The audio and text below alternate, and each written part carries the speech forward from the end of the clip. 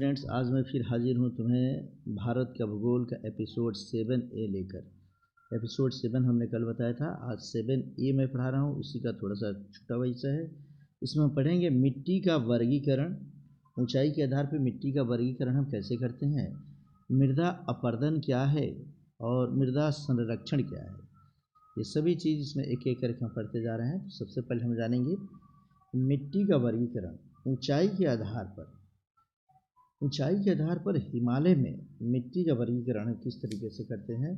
तो पहले नंबर में याद रखेंगे 900 मीटर से 1800 मीटर तक की ऊंचाई में भूरी रंग की मिट्टी पाई जाती है। चौड़ी पत्ती के वन सदाबहार वन पाए जाते हैं। ये काफ़ी इंपॉर्टेंट पूछता है, हिमालय में 900 मीटर से 1800 मीटर तक ऊंचाई में कौन से वन पाए जाते हैं? सदाबहार वन। सदाबहार वन इसको इसलिए कहते हैं बच्चों कि सदाबहार वन में जो भी मिट्टियाँ होती है, ये जो भी पौधे होते हैं, सालों भर हरे भरे रहते हैं और हिमालय से उतरने वाली इतनी नदियाँ हैं, उन्हीं से इनको जल मिलता रहता है।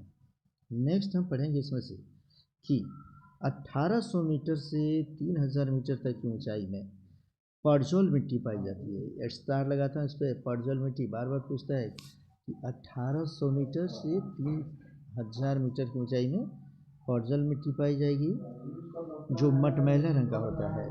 नुकीली पत्ती का वन होता है, इसलिए यहाँ शंकुधारी कोणधारी पाए जाते हैं। यहाँ पे शंकुधारी वन पाए जाएंगे। ऊपर हमने सदाबहार वन बताया था, याद रखेंगे कि 1800 मीटर से 3000 मीटर तक है। और 3000 मीटर से अधिक ऊंचाई वाले भागों में अल्पाइन मिट्टी पाए जाते हैं और अल्पाइन मिट्टी में अल्पाइन वन पाया जाता है। इस तरीके से हमने 3 चीज़ें बताई बच्चे। ऊंचाई के आधार पर हिमालय की अगर हम बात करेंगे तो थोड़ा सा इसको हम मानचित्र की सहायता से भी समझते हैं। मान लो ये हमारा हिमालय हो गया बच्चे, खूब ठीक से समझना। यहाँ से हम 900 मीटर के ऊपर अगर जाते हैं तो 900 मीटर से लेके और 1800 मीटर तक, 900 मीटर से लेके 1800 मीटर तक के बीच भूरा रंग का मिट्टी पाया जाता है। भूरा रंग का मिट्टी पाई जाती है बच्चे। और यहाँ पाया जाता है हमारा, समझो कि हमने बता दिया कि सदाबहार वन। इस बीच में यह जो वन है, इस बीच में इसे कहते हैं हम लोग सदाबहार वन। सदाबहार वन 900 मीटर से 1800 मीटर के बीच में। अब 1800 मीटर से लेकर और ये 3000 मीटर तक हमने रख दिया, 3000 मीटर तक। इसके बीच में मटमैला रंग का यह जो मिट्टी है, यह मिट्टी मटमैला रंग का होता है, जिसे हम पर्जल मिट्टी कहते हैं। ये लिखेंगे पर्जल मिट्टी। तो ये पर्जल मिट्टी हो गया हमें। पर्जल मिट्टी में मटमैला रंग का होता है और इसमें नुकीली पत्ती का वन, इसमें शंकुधारी वन पाए जाते हैं। कौन से? शंकुधारी। इसके वन जो होते हैं, पेड़ पौधे होते हैं, शंकुधारी होते हैं।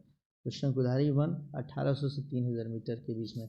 और 3000 मीटर से ऊंचाई के क्षेत्र में, यहाँ ऊंचा अगर जितने चले जाएं, यहाँ पे पाई जाती है, याद रखेंगे 3000 से ऊपर में, ये है अल्पाइन मिट्टी। कौन मिट्टी? अल्पाइन मिट्टी। ऊंचाई के आधार पर मैं बता रहा हूँ, याद रखना। और अल्पाइन मिट्टी में अल्पाइन वन पाए जाते हैं। अल्पाइन मिट्टी में अल्पाइन वन। इस तरीके से हमने बता दिया। ये तीनों के तीनों कंप्लीट कर लेना बच्चे, रोक कर लिख लोगे।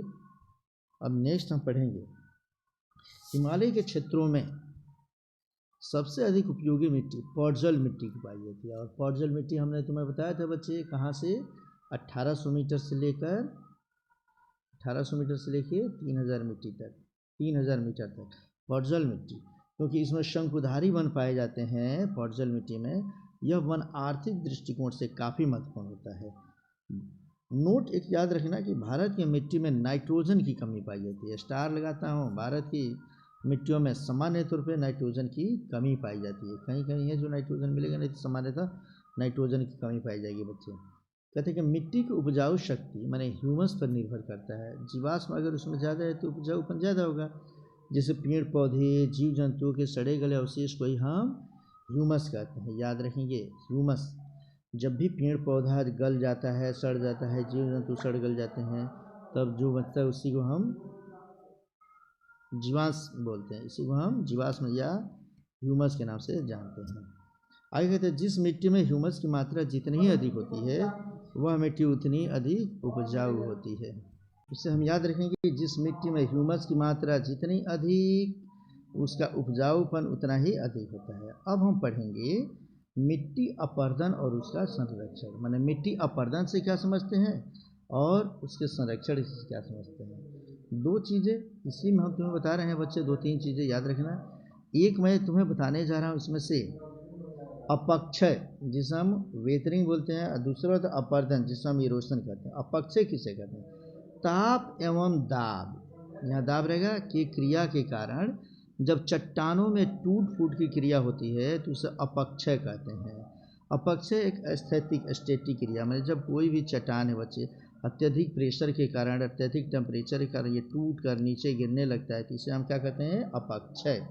अपरदन किसे कहते हैं बच्चे? तो अपरदन को ध्यान से समझेंगे।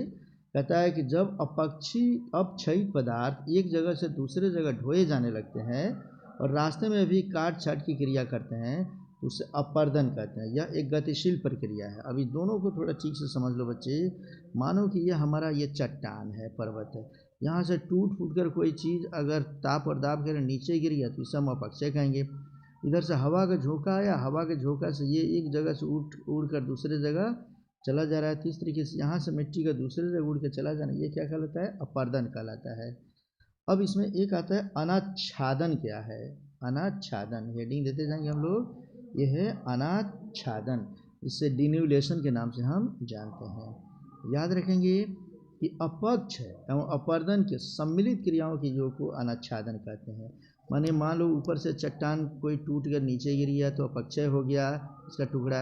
हवा के माध्यम से, पानी के माध्यम से एक जगह से दूसरे जगह चला गया तो अपरदन कहला गया।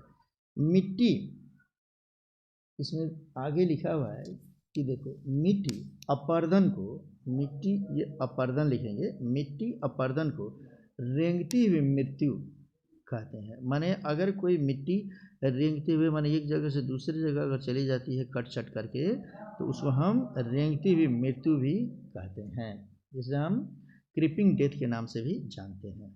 अब मिट्टी अपरदन कितने तरीके से होते हैं? तो दो प्रकार से मिट्टी अपरदन होता है, इसे देखेंगे। पहला जो प्रक्रिया है उसे हम कहते हैं परत अपरदन। इसमें मिट्टी का उपजाऊ भाग हवा के द्वारा एक जगह से दूसरे जगह उड़ा के ले जाया जाता है। ऊपर का जो भी भाग होता है बच्चा, वो हवा के द्वारा एक जगह से दूसरे जगह चला जाएगा। यहाँ है और दूसरे जगह चला जाएगा, उसे परत अपरदन कहेंगे। और इसमें अपवर्तन न करके अपरदन कहेंगे, यहाँ पर लिखेंगे अपरदन। उसी तरीके से हम ध्यान रखेंगे अवनालिका अपरदन। अवनालिका अपरदन क्या है? तो जब वर्षा होती है तो उसकी जल धाराएं विभिन्न भागों से होकर, जिसके कारण धरातल पर गहरा खाई वाला नाली बन जाता है और उसी के माध्यम से मिट्टी अपरदित होता रहता है। ऐसे अपरदन को अवनालिका अपरदन कहते हैं। अर्थात यहाँ मिट्टी लगा दी है, बारिश की बूंदें जैसे यहाँ पड़ती है तो ये मिट्टी की ऊपरी सतह को काटती है और एक नाली बना लेते हैं और नाली के द्वारा जो नीचा वाला हिस्सा होता है वो एक जगह से मिट्टी दूसरी जगह चली जाती है, तो उसे हम अवनालिका अपरदन के नाम से जानते हैं। तो इस तरीके से हम दोनों पढ़ लिए। अंतिम पॉइंट में पढ़ेंगे हम लोग कि परत अपरदन के तुलना में, याद रखेंगे इसको हमने बता दिया है कि परत अपरदन के तुलना में अवनालिका अपरदन ज़्यादा खतरनाक होती है। ये स्टार लगाता हूँ, दोनों में कौन खतरनाक होता है। अब मिट्टी अपरदन को प्रभावित करने वाले कारक कौन कौन से, माने मिट्टी एक जगह से दूसरी जगह कब जाती है, उसके कौन कौन से कारक है।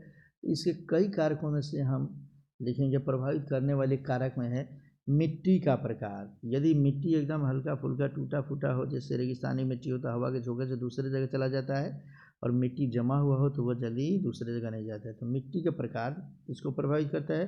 दूसरा वर्षा का मात्रा, वर्षा बहुत ज़्यादा होगी तो मिट्टी एक जगह से कट के दूसरी जगह चली जाती है। दूसरा भूमि की ढाल, अगर भूमि ढलाऊ है तो ऊपर की मिट्टी कट कर नीचे की तरफ जाने लगती है। इसी साथ आगे हमारा वनों का विनाश। अगर वनों का विनाश, वन का विनाश अगर हम कर देते हैं तो मिट्टी को रोकने वाला कोई नहीं रहेगा और हवा का झोंका आता है तो उसे एक जगह से दूसरे जगह लेके चला जाता है। अगला है झूम की खेती या स्थानांतरित खेती। जब झूम की खेती जब करते हैं हम लोग, स्थानांतरित कृषि कभी यहाँ करते हैं कभी वहाँ करते हैं, तब हम उस स्थिति में भी मिट्टी अपरदन होता है। अगला है फसल चक्र का अभाव। जब एक ही खेत में जब भी फसल हम रोपते हैं तो बदल बदल कर फसल को रोकना फसल चक्रण कहलाता है। लेकिन जब हम एक किसी खेत में एक ही फसल को बार बार हर साल रोपते हैं तो उसकी वजह से भी मिट्टी अपरदन होती है। और अगला है चारागाह का अभाव। चारागाह के अभाव की वजह से लोग चारागाह मन में मिट्टी के ऊपर के जो घास होते हैं उसको चराने लगते हैं और मिट्टी एक जगह से कट के दूसरी जगह जाने लगती है। अंतिम पॉइंट 2 मिनट का और है बच्चों, मैं ख़त्म करता हूँ पॉइंट को। मिट्टी संरक्षण की विधियाँ, कि अगर मिट्टी कटती है तो इसको हम रोक कैसे सकते हैं। पहला विधि, सीढ़ी नुमा खेत तैयार करें। जैसे मान लो कि ये हमारा पहाड़ है, पर्वत है, इस पर हम इस तरीके से सीढ़ी नुमा खेत बनाते हैं। जैसे उत्तराखंड वगैरह में जाएंगे हम बच्चे तो सीढ़ी नुमा खेत बनाकर हम इसको रोक सकते हैं। दूसरा, वनों को लगाकर। तीसरा, झूम की खेती पर प्रतिबंध लगाकर। चौथा, फसल चक्र अपनाकर। फसल चक्र माने एक ही खेत में हर साल अलग अलग फसल रोपेंगे हम। और चारागाह का निर्माण कर। चारागाह का निर्माण करेंगे तो जो ज़मीन का घास है उसको गाय भैंस बकरी नहीं चरेगी बच्चे। और लास्ट है, बड़े बांधों का निर्माण कर। बड़े बड़े बांधों का निर्माण कर कर भी हम लोग इसको रोक सकते हैं। चंबल, नोट याद रख लेना कि चंबल नदी घाटी क्षेत्र में अनालिका अपरदन अधिक हुआ है। स्टार लगाता हूँ मैं, इसलिए वहाँ बीहड़ बन जाते हैं। तो चंबल घाटी में बीहड़ बन गए हैं बच्चे। तो इस तरीके से इसी स्थलाकृति को, माने बैड लैंड टोपोग्राफी को, बुरी स्थलकृति या बैड लैंड टोपोग्राफी के नाम से हम जानते हैं। तो परीक्षा में कभी कभी पूछता है कि बैड लैंड टोपोग्राफी कहाँ बनते हैं, तो चंबल नदी घाटी के क्षेत्र में। और नालिका अपरदन मैं बता दिया कि ऊपर से बारिश का पानी जब आता है और उसको काट कर दूसरे जगह मिट्टी को लेकर चला जाता है तो बीच में नाली के जैसा बन जाता है, जैसे बरसात में भी हम लोग देखते हैं बच्चे। तो ये रहा हमारा मिट्टी का पार्ट ए और मिट्टी पार्ट एपिसोड 7 और 7A मिलाकर हमारा कंप्लीट हुआ बच्चे। मिलेंगे नेक्स्ट एपिसोड 8 में, जिसमें हम पढ़ेंगे भारत में वर्षा, मानसून को पढ़ेंगे और वर्षा को। ओके।